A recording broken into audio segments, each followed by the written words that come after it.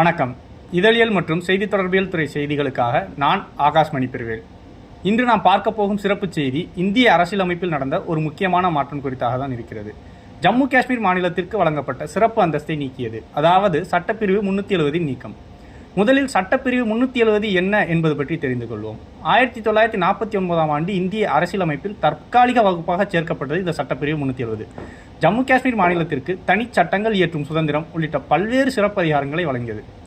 India சுதந்திரம் பெற்ற பிறகு ஜம்மு காஷ்மீர் இந்தியாவில் சேரும்போது ஏற்பட்ட ஒப்பந்தத்தின் அடிப்படையில் இந்த சட்டப்பிரிவு உருவானது. இந்த சட்டப்பிரிவின் கீழ் ஜம்மு காஷ்மீர் மாநிலத்திற்கு தனி சட்டமன்றம், தனி கொடி மற்றும் சட்டமியல்களில் பெரிய அளவு சுயாட்சி இருந்தது.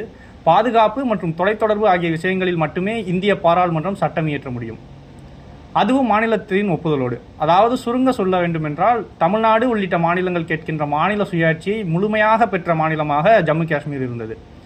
ஆனால் காலப்போக்கில் சட்டப்பிரிவு 370 மீது பெரும் அரசியல் சட்ட விவாதங்கள் எழுந்தன.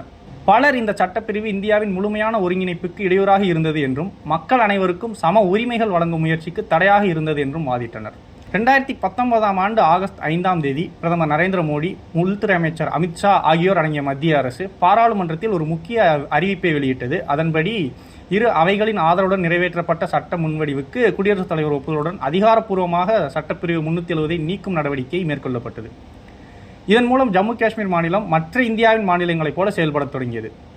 அதே நேரத்தில் சட்டப்பிரிவு 35A என்ற சட்டப்பிரிவும் ரத்து செய்யப்பட்டது. இது மாநில சட்டமன்றத்திற்கு நிரந்தர குடியினரை வரையறுக்கும் அதிகாரம் வழங்கியது. அதாவது ஜம்மு காஷ்மீர் மாநிலத்தின் அரசாங்க பணி, அரசு ஊக்கத்தொகை பெறுவது, நிலம் வாங்குவது உள்ளிட்ட அதிகாரம் நிரந்தர குடிகளுக்கு மட்டுமே இருந்தது. இந்த சட்டப்பிரிவின் நீக்கத்தின் மூலமாக இந்தியாவின் மற்ற மாநிலங்களைப் போல காஷ்மீரிலும் இந்தியாவின் குடிமக்கள் எவரும் எல்லா உரிமையும் பெறுகின்றனர். அதேவேளை மாநிலத்தின் நிர்வாக அமைப்பும் மாற்றப்பட்டது. ஜம்மு காஷ்மீர் மறுசீரமைப்பு சட்டம் 2019 கீழ் மாநிலம் 2 யூனியன் பிரதேசங்களாக பிரிக்கப்பட்டது. ஜம்மு காஷ்மீர் தனித்த சட்டமன்றத்துடன் லடாக் இது நேரடியாக மத்திய அரசால் நிர்வகிக்கப்படும் யூனியன் பிரதேசமாக உருவாக்கப்பட்டது.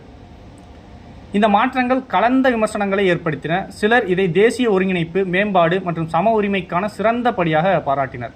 மற்றவர்கள் இது மாநிலத்தின் அடையாளத்தையும் சுயாட்சியையும் இழக்கச் செய்கிறது என கவலை தெரிவித்தனர். இன்று ஜம்மு காஷ்மீர் புதிய நிர்வாக அமைப்பின் கீழ் செயல்படுகிறது. மத்திய அரசு மேம்பாடு, முதலீடு, நல்ல நிர்வாகம் ஆகியவற்றை உறுதி செய்ய உறுதியளித்துள்ளது. இது குறித்த நிபுணர் கருத்தாக கூறுவது என்னவென்றால், இந்திய அரசியல் மற்றும் அரசியலமைப்பு வரலாற்றில் முக்கியமான திருப்பு முனையாக சட்டப்பிரிவு 370 ரத்தாகும். இது ஒருவரின் ஒப்புதல் இருந்தாலும் இல்லாவிட்டாலும் இது மக்களாட்சியின் செயல்பாடு, கூட்டாட்சி முறை மற்றும் பல்வேறு இனங்களின் ஒற்றுமை என்ற கருத்தை மேலும் விளக்குகிறது.